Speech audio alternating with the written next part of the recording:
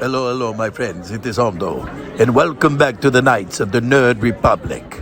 You know what to do, and stay profitable.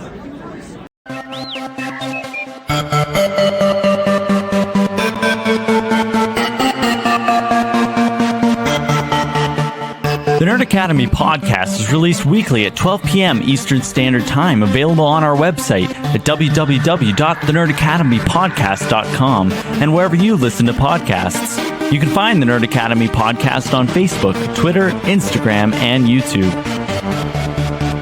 You can also help support the show by going to patreon.com/The Nerd Academy podcast, where every donation allows us to bring you more exciting content every week.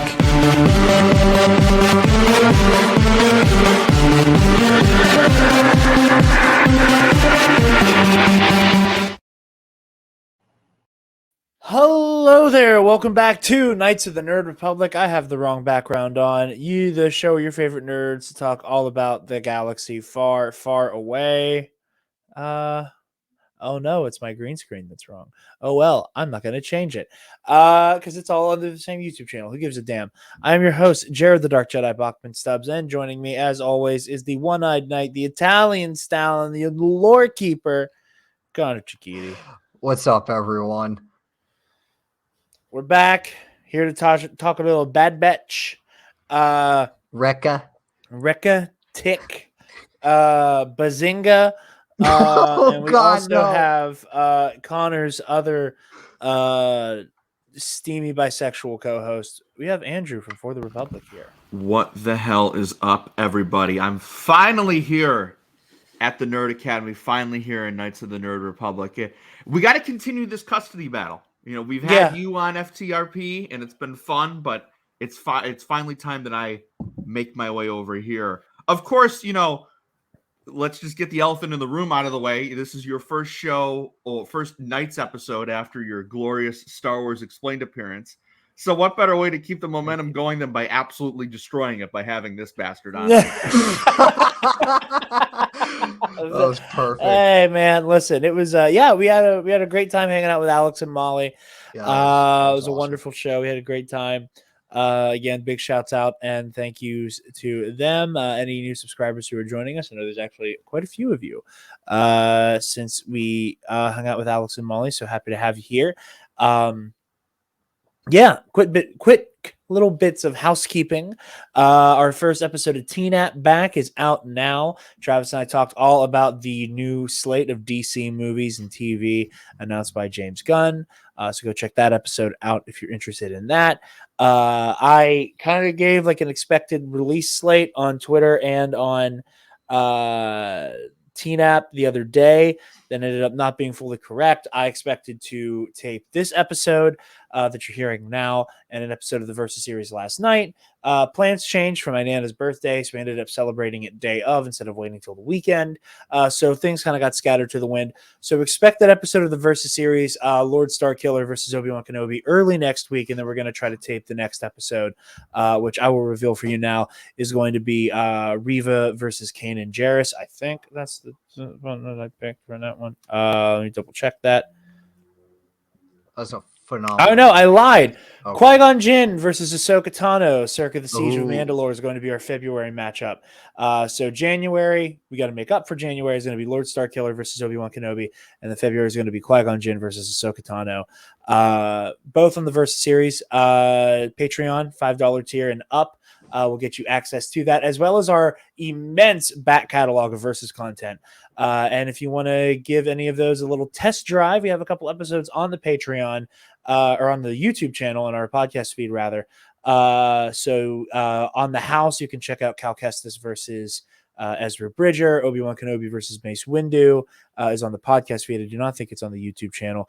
And then we also have, if you're noticing a theme here, Cal Kestis versus Kylo Ren on the YouTube channel as well. If you want to check those out and see if you'd be into what we have on the Patreon, we'd be very, very happy if you supported us over yonder. Last little bit of housekeeping before we jump into talking about that far, far away galaxy. A word from our lovely sponsors at Sunday's Bloody Mary. You guys know the drill. SundaysBloodyMary.com has the most badass Bloody Mary accoutrement in the galaxy. They have their 2-time award-winning spicy Caesar mix, which is my personal favorite. They also have their mild mix and their traditional mix if the spiciness isn't for you.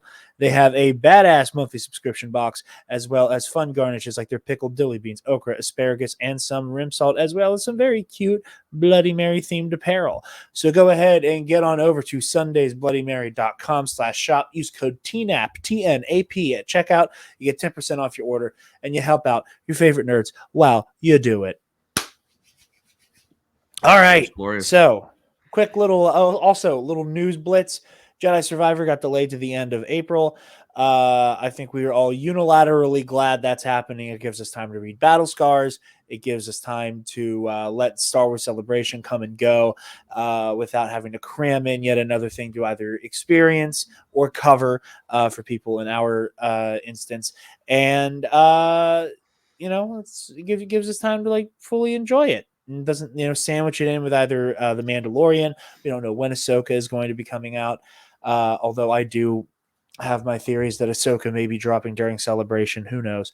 But suffice to say, we're cool with the little Jedi Survivor delay, and to satiate our appetites, we also got a fun little excerpt from Jedi Battle Scars.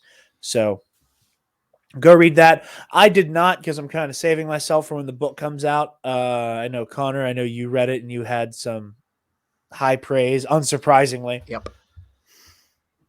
I mean, that was my first time ever reading anything Sam Maggs has written in terms of her Star Wars work. So I didn't know like what to expect in terms of her style, but I was very pleasantly surprised in the best way possible.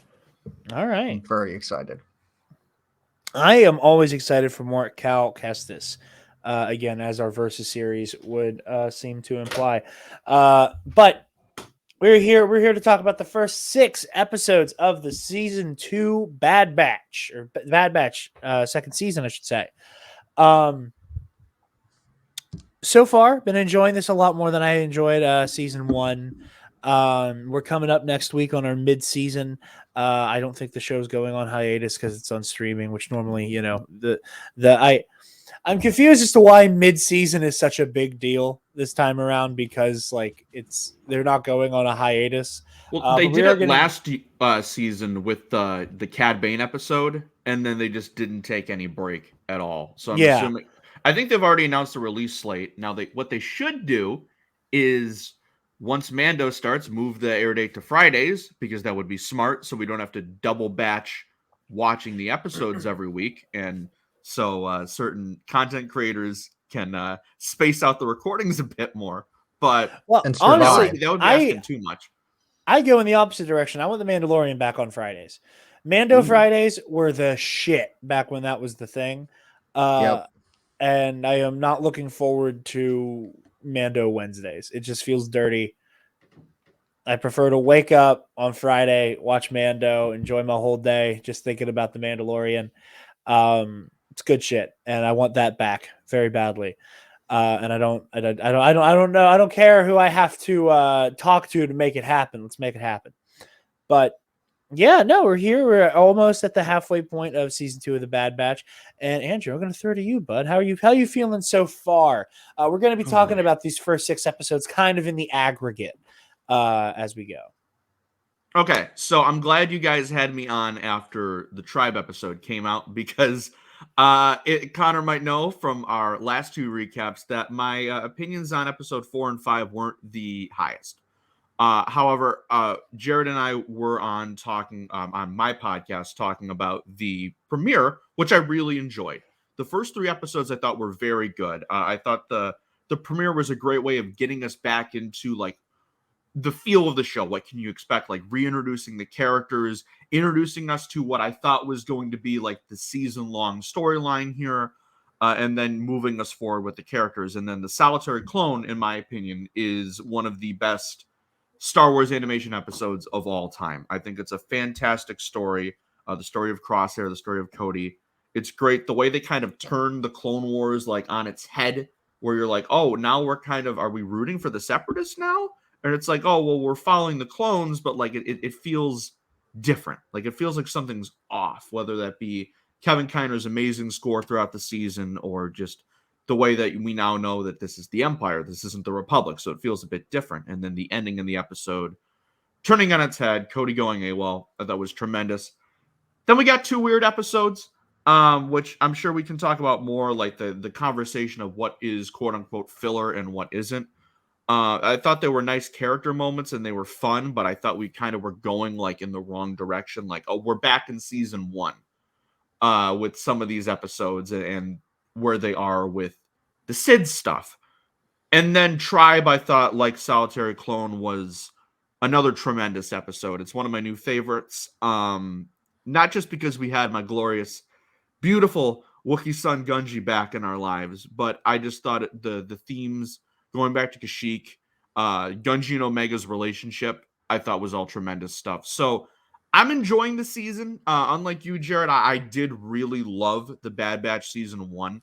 I'm like the champion of it on my corner of the galaxy here with in our custody battle for this one night over here. But so I've definitely been enjoying the season. There are points where I was like, I would be going in a different direction. But overall, I'm still having a good time. I look forward every Wednesday, and I'm enjoying the episodes for the most part. I think it's interesting because, I haven't had a chance to go back and rewatch all of season 1 of the Bad Batch. I want to. But I will say, in hindsight, I see the thrust of the story. And filler has become one of those words like cameo that just means fuck all at this point. It's been watered down. Well, yeah. And again, like when you talk about like a filler episode, like we talk about filler like it's a bad thing inherently, and I don't think it is. Like a filler episode to me, if we're even going to agree on that terminology for a moment, at its core is like experiencing these characters in their status quo. Like it is a moment to kind of just sit with a character, go on an adventure with them, and just experience who they are in this moment. And when you go like a season later, you can take an episode that maybe doesn't have anything like huge happen to them and just kind of go, oh, okay, this is where they were here. Look at who they are now. It's a good litmus test. Like I would love to watch Star Wars Twitter, watch something like Buffy or Angel, where like every week is just a similar but mildly different adventure. Like I would love to see how the people who like this is filler, this is that, all of this, asinine discourse. I would love to see how they handle a Creature of the Week show. I'd love to see them watch like Naruto or something and just like get through the filler and be like, what is this? I agree with you. Like filler is it's not a bad thing. At times it's almost needed for shows where you're going to have these expansive episode counts and you have this big cast of characters, because you can't have plot every episode. The thing I really liked about season 1, which is what I thought was going to happen with this season, is there was an episode last season. I think it was called Common Ground, was the one where they went back to Raxus. That one, when I first watched it, I was like, I'm not feeling this. Like, it feels kind of like, I don't want to use the filler word here, but I was just kind of bored. However, I noticed, and Jared and I, we talked about this when you came on our show, the premiere and the Solitary Clone really like amped that episode up for me and made it feel a lot more important, because they kept tackling the themes of the separatists, and we're changing the way we look at them in the galaxy through the storytelling. So I thought that was enhanced. My thing is, I feel like they took like a lot of the episodes that people weren't huge on last season and went, we're just going to do that again like 3 times. Like Entombed felt like something we saw last season, and I liked Entombed. I thought it was really fun, but I feel like people are like, okay, we got to figure out like, or we got to change our mindset of what we expect this show to be, when it might not have been what we thought it was going to. But I just don't know like what that is. Like I can't figure out like at points what the show is trying to be. It feels like 2 different shows at some point. But when like the thing I said when Tribe came out, is when this show hits, it really, really hits for me.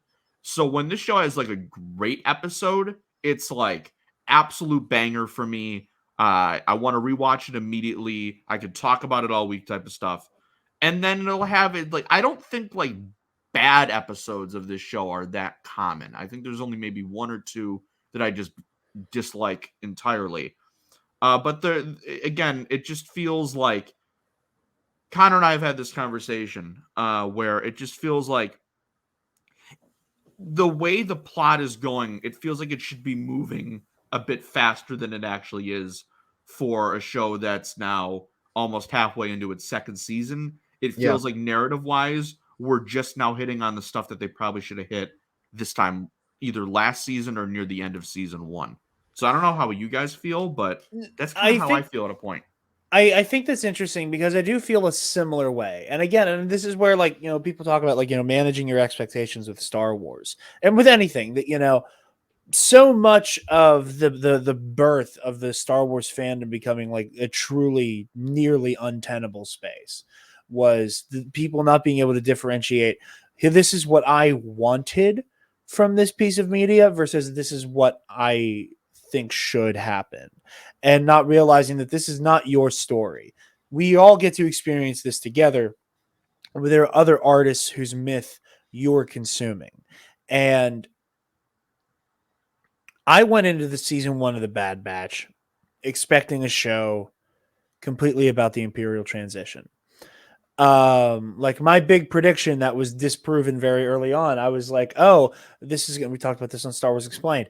Like this is going to pick up thematically, tonally, where season 7 left off of the Clone Wars, where we're going to go right into like this dark, oppressive, like just really mournful tone of seeing like the Bad Batch, Clone Force 99 be this like black ops for the Empire. Like even the Empire has black ops, and we're sending in these guys.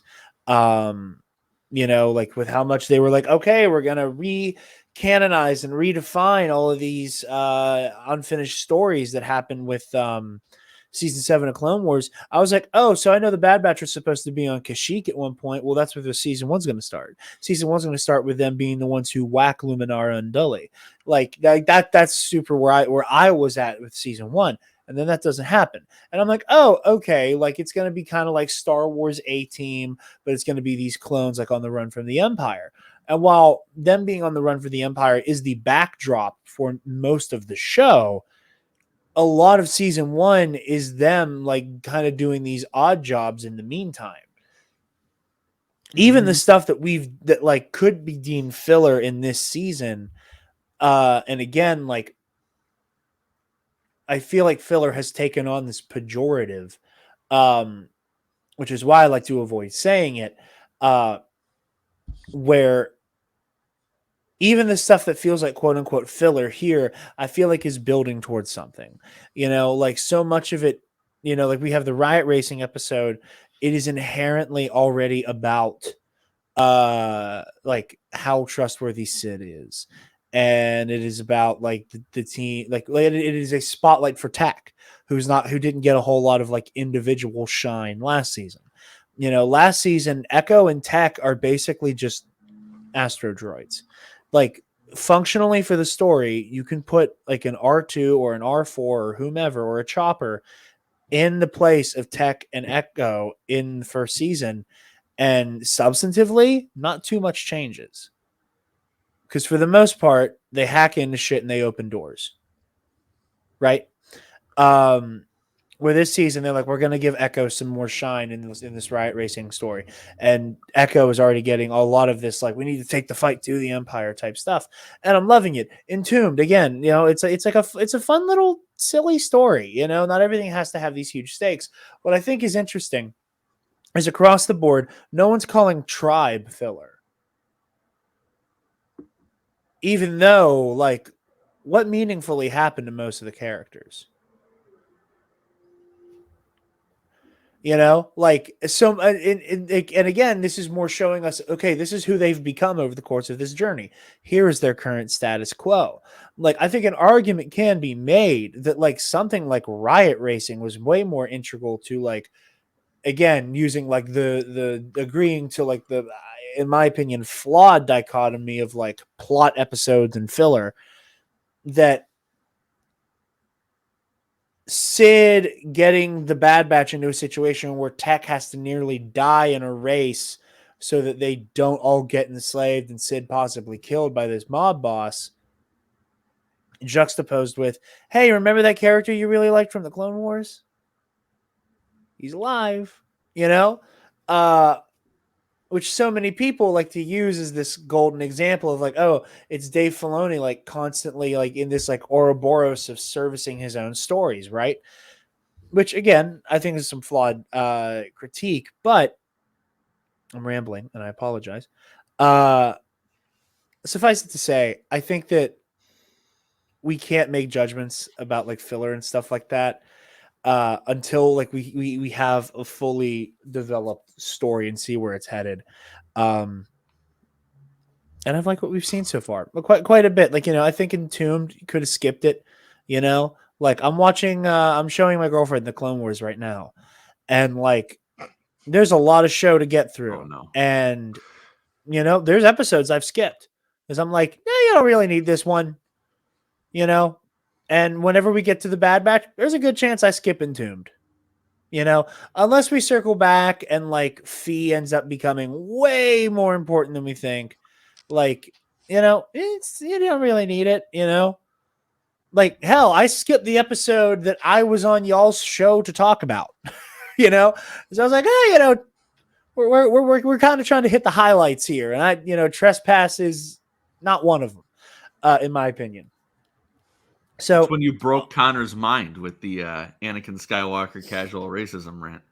Did it break your mind as well? I can't remember, Andrew. A little bit, yeah, but you're still not recovered from that. It still's like it has changed. Like, I know there's some people that like, oh, they find out this one thing and it changes their entire perception of a character. And like online, that seems pretty hyperbolic, but like, no, it's pretty true now. Like, my entire perception of Anakin Skywalker has changed after that. I mean, and I will say, like, that weird casual racism is consistent across almost every single Star Wars character. They have some weird beat where they're weirdly racist to like a sentient being. But Anakin, it just happens all the time in TCW. But anyway, we've been going for a minute. Connor, how are you feeling about these first 6 episodes? I like it. I think season 2 so far is a marked improvement over season 1 because, like you, Jarod, I wasn't, super into season 1. We talked about that as much on our season 1 review a while back, and with season 2, probably the biggest like negative thing I've had, and I know Andrew and I have talked about this, is like the Sid stuff. We should have moved. I think we could have moved past it by now. Yeah. In like at the very least at like the beginning of season 2, like the Bad Batch being like hired mercenaries, hired guns, and just doing jobs. Like the Bad Batch being mercenaries / hired guns while also trying to figure out their own path, I think is a really interesting concept. But it's like doing it with one suitor in Sid, I think is a little like limited. It's like they could, introduce other crime people that like. I've had that Crimson Dawn theory for a while, that they could have worked for them at one point, but so no, yeah, you're right. And other than that, the season's pretty solid. I think my thing of why faster in Entombed, although again, Entombed was one where, like Jarod, I probably could have skipped it until the last like 5 or 7 minutes when it got like really weird, like kaiju mech stuff, which was when I was like, okay, now I'm kind of vibing with this. But like the first like Indiana Jones part of the episode, it was fun. You got some nice Omega moments. but like really, you like Jared said, like you probably could have just been like, we don't really need to watch this if we're watching the show back. I think my thing is, and maybe I'm just not remembering a lot of season 1 correctly, but it always felt like the Empire was still present in a lot of these, like, not filler, but like adventure of the week type episodes. Or you had the Camino subplot, or you had something else to keep it like still like entrenched in the main plot and themes of the story. And we didn't have those with episode 4 and 5, which is why I think Tribe might escape that quote unquote filler category, is because they are present there. We have some stakes, and we're still seeing the Imperial transition and the themes of how Gunji and Omega are kind of going through the same thing, but different perspectives. One being a Jedi on the run, the other one having her home stripped away from her, being this clone of Jango Fett, and constantly having like someone's after her this whole time. I feel like having the Empire, like the Empire doesn't need to be in every episode, but like just having it be like, oh, just being there as a reminder, I think it was a nice thing to have.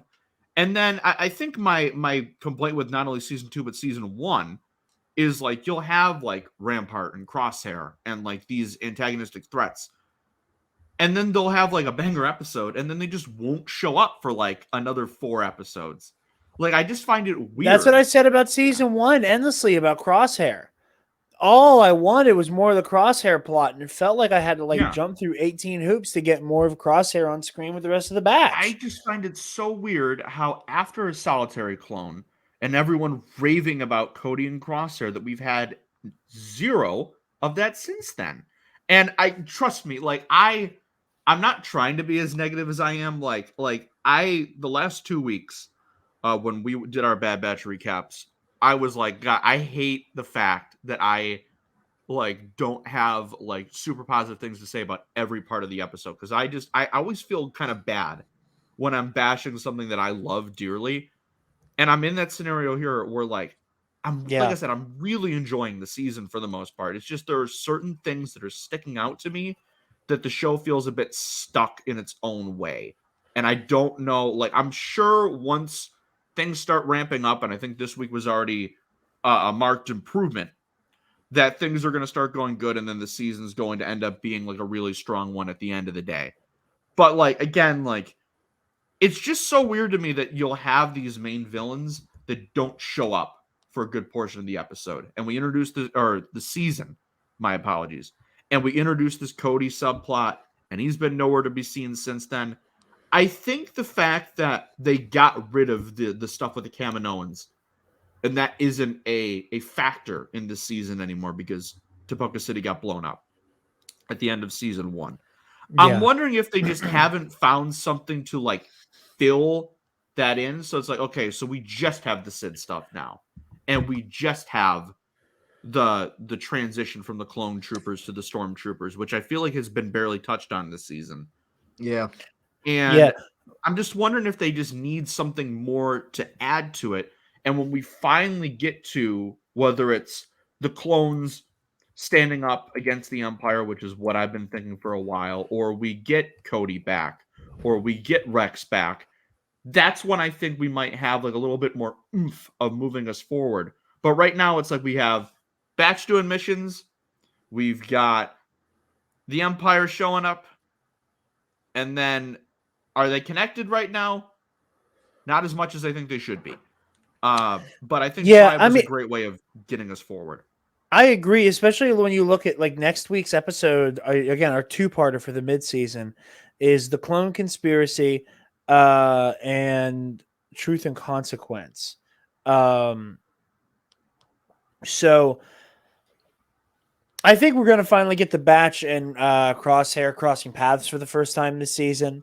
And I think that might be like the launching point of like this is them existing in their little bubble of mercenary work while Crosshair continues to just stew in being this arm of this violent arm of the Empire.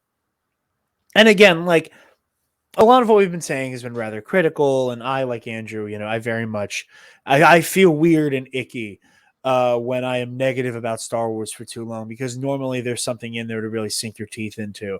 And the Bad Batch has across the board been the harder one for me to like super get into. And I'm enjoying this season a lot more than I was the first one. But yeah, I'm still waiting for that like, oh my god moment, like with the Mandalorian, I was like, oh cool, live action Star Wars TV, I'm down. Like I was here for it because it was Star Wars.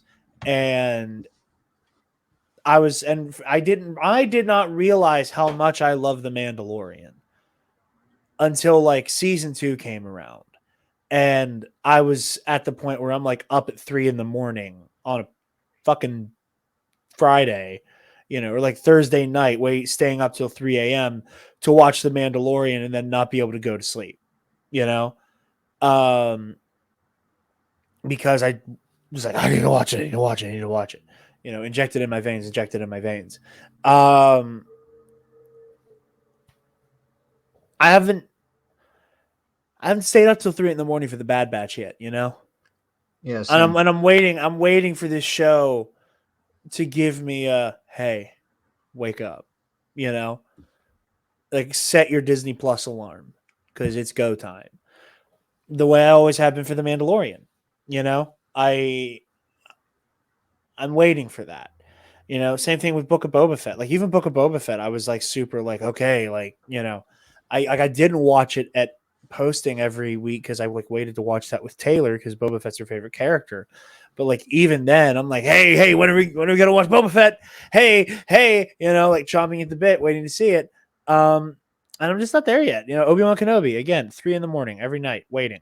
I haven't had that yet, and I'm waiting for it. And I'm waiting for this show to like hook me in that way. I'm enjoying watching it, but I'm waiting for this to be like, this is fucking Star Wars, man. I think for me it hurts more because like ahead of this season I like labeled myself as like the Bad Batch guy.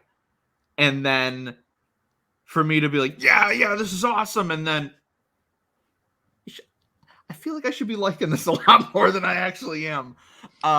So it's like I feel like the wrong person is gonna see this and be like, this guy hates Star Wars animation. It's like, no, I just was on the 2 clickbait, episodes laser of the show. eyes, and everything. Exactly.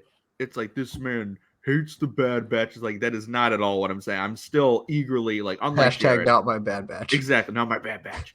Like I am mainly just because I'm irresponsible and don't know how to sleep. Like I do watch these episodes at 3 a.m. Every week. But again, I like we said, I think I'm just waiting for that moment to get me over the edge. And I think this time last season, like mid-season finale, we got the Cad Bane episode, and we got that little like bomb reveal that Omega is essentially Boba Fett's twin sister. So if we're gonna be, you have a twin sister. But like, I feel like something like that is coming up soon, and hopefully it's them just being like, all right, fuck Sid, I'm getting out of here. Like something like that. Like that's what I want. Wrecker speaking Shriwook, by the way, has just been ingrained in my mind since I watched episode 6. That man, if he wanted to just dress up as a Wookiee for the rest of his life and just, live his best life, I'd be completely fine with it. If anybody in Star Wars were to be like Return to Monkey as like their worldview, it's Wrecker, and he pulls it off. Yeah. Yep. Because that man loved being with the Wookiees, man. He loved it. And I loved the thing that you guys had on Alex and Molly's live stream of like, is the thing that's going to push them over the edge, or at least Omega, is like Omega being like, yo, you're a Trandoshan. You don't like Wookiees. If you try to kill my buddy right here. And then the whole Wookiee pelt thing. That was hilarious. Here's where that gets funnier, though. Here's where that gets funnier. And we didn't get a chance to bring this up on Star Wars Explained. But the question is Sid space racist against Wookiees like most Trandoshans are? Or are we all being space racist by assuming that Sid has some weird, like, heinous bigotry towards Wookiees? Now, the fur pelt on her chair seems to be a little bit of a, you might be onto something, but who knows? Who knows? This is yet to be determined. But yeah, no, and I do think that'll be interesting. Like, I do want to see the message at the end of the day end up being like, as much as you want to go and do this alone, as much as you want to just make your way through the galaxy and just retire and go into hiding or whatever, at the end of the day, the right thing to do with this kind of just evil oppression looming over the galaxy is to stand and fight. And I think one of the best ways to do that is for Sid to turn on the Bad Batch. So, like, I'm really hoping that's the direction we go in. Especially I'm really that's a hoping. Sorry to interrupt, but No, especially because that theme of standing up and fighting against oppression, most of the time the Empire, but just oppression in all forms, is like a big central theme of Star Wars in general. Yeah. It's like, oh, you're hitting the same story beats, but it's like it always hits. It always will be. Exactly. Yeah. It's always going to be something that's ingrained and entrenched in what Star Wars is. So I think having that, and I think it would be weird if they're just like, yeah, no, we're going to retire. It would be like, all right, well, like, why are we watching this then? Like, it would be nice to have that, like, oh, no matter how much you try to escape from the Empire, they're always going to be there, and you can't escape them. And that's what leads them to standing up and fighting. But I think, like we said, we have to get to that moment. And Sid turning on them, I think, would be interesting. Especially for the characters. I don't want it to happen because Omega is going to be devastated. We have said over and I'm going to cry for the if Republic. that happens. It's like the Omega is the one that would take it like the worst, because Hunter, Echo, Wrecker, and Tech, it's like they probably like Sid more than they're leading on, but like at the end of the day, she's just like an employer.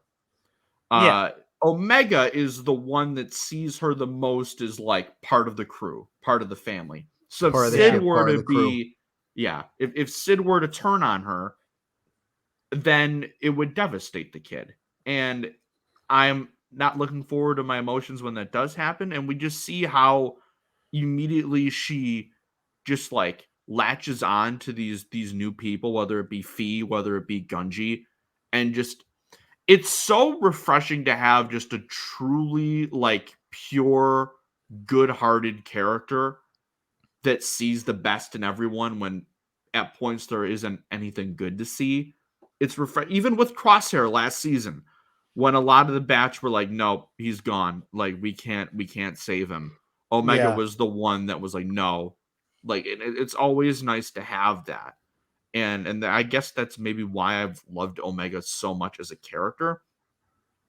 And I'm just not ready for that moment. Although I do think it's what we need for the story to really start moving forward and going at a good pace of getting to the point where like Rebels and Clone Wars were at this time. Like, okay, we're really starting to move here. We're done like kind of establishing who these characters are and what their quirks and their motivations are. I'm ready for that moment. And maybe it's just because I'm not huge on Sid. And maybe it's just because like I want the show to move past the whole Ord Mantell missions every week bubble type of thing that it's in. But Sid doing that made me very excited about what we could see. Because when episode 4 happens, like, are the batch going to leave on their own, or is Sid gonna be the one to like get in her own head and be like, no, I want to retire, but this bounty on them is too much, and then turns them into the Empire? That'll be very interesting of where we start to go here. And then I hope they just never see her again. Never to be seen again. Well, that may be the direction we're headed. Yeah, no. We got anything else? Bad Batch talk here? I mean, I can't really think of anything. I mean, like, outside of the most recent episode with what we talked about in Star Wars Explained and what I've talked about on For the Republic with Andrew, I can't really think of anything more. The thing I like about this season a lot is just more, you've gotten a little more on Echo and Tech. Which I'm really hoping we get. I really do like, and I'm assume that we're going to get more of them this season, where it's like those little character focused episodes focused on like one specific member of the batch. Yeah. Because like as a collective group, like together, there doesn't seem to be a huge amount of development for each individual batch member. But like, obviously when you focus on one, they get more development. So I'm hoping that's more the case down the line. And, you know, I hope we see Cody, which we probably will.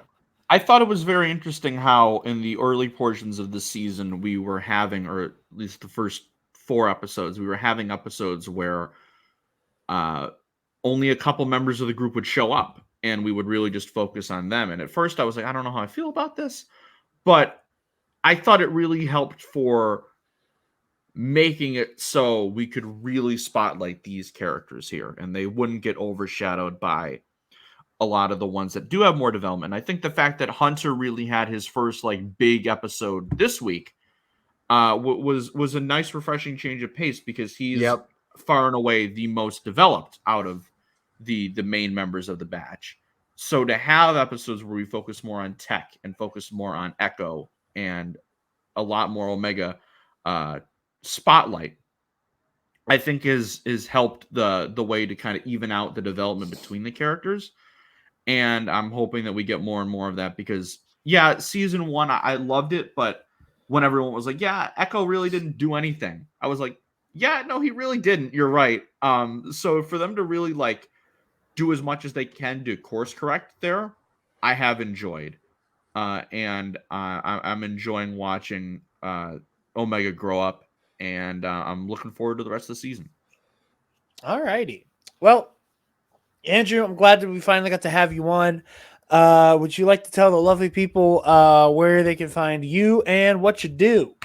Well, you can find me freezing my ass off right now because it's about 7 degrees here in where I'm at in the country right now. But you can also find me on all socials: Twitter, Instagram, TikTok at Starlight Andrew. I tweet a lot about Star Wars, talk a lot about Star Wars. What a shocker, I know, right? But you can also find me on For the Republic, a love letter to Star Wars animation. It's a podcast that Connor and I host, as well as a strapping British lad and a man with great hair and not so great Star Wars takes at points. We talk about it's pretty much what the podcast says: love letter to Star Wars animation. So we're currently going through the Clone Wars right now. We're about to hit the end of season 1. Which is the Ryloth arc. And then we also are going through our weekly recaps of all of the shows airing. So right now we're doing the Bad Batch. We still have yet to get our episode 6 one out yet because scheduling.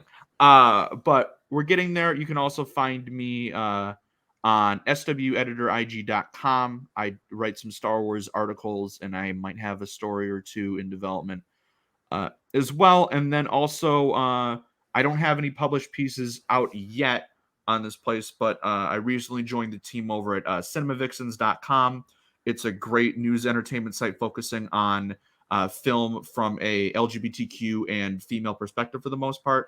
As they say, we celebrate the girls and gays of cinema. Worked with a great crew over there, and I'm really excited to start working on there soon. And also Letterboxd at Starlight Andrew. I'm doing some film journal stuff this year, so you can look forward to that. And you can also find the podcast, YouTube, For the Republic podcast. Get us up to 100 subscribers so we can start doing some cool live stream stuff. I put out a video essay yesterday about Tribe itself and the connections it has to the Kashyyyk arc from the Clone Wars that never got to be made. So Both you can check that out if you want to. Exactly. Matt Mignowitz is in control there. So yeah, that's pretty much it. I'm glad I could finally be on here, and yeah, I had a great time. All right, Connor.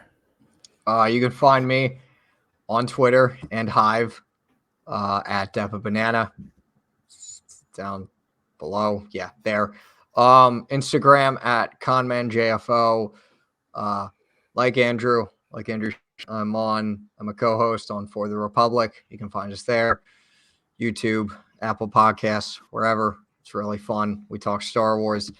I am a questions writer over at Star Wars and a co-host over at Star Wars in a Galaxy Epic Confrontations, a Star Wars fan trivia league show that I help run along with Eli of In a Galaxy.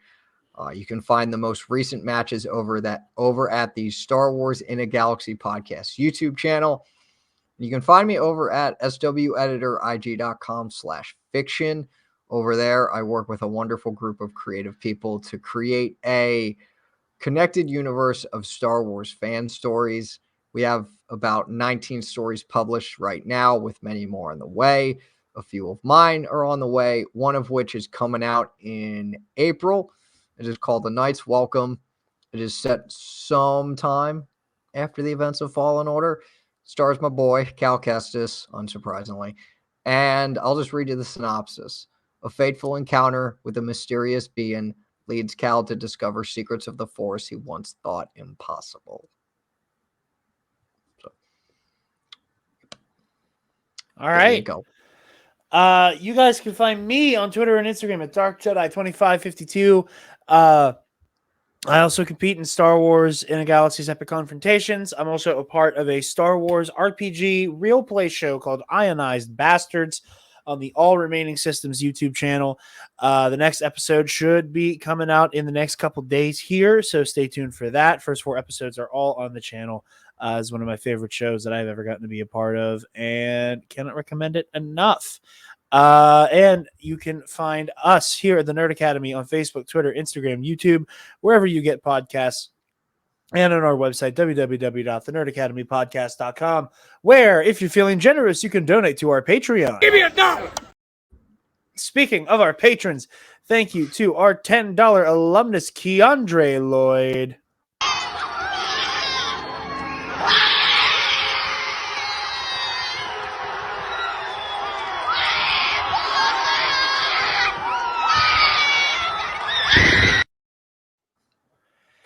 And to our lovely boy, Paco, a.k.a. $1.5 million, baby. Right, ladies and gentlemen.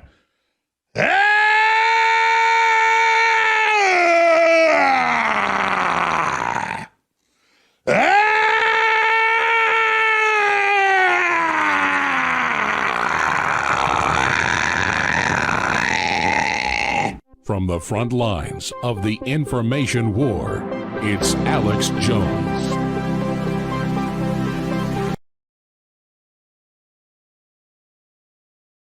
Beautiful.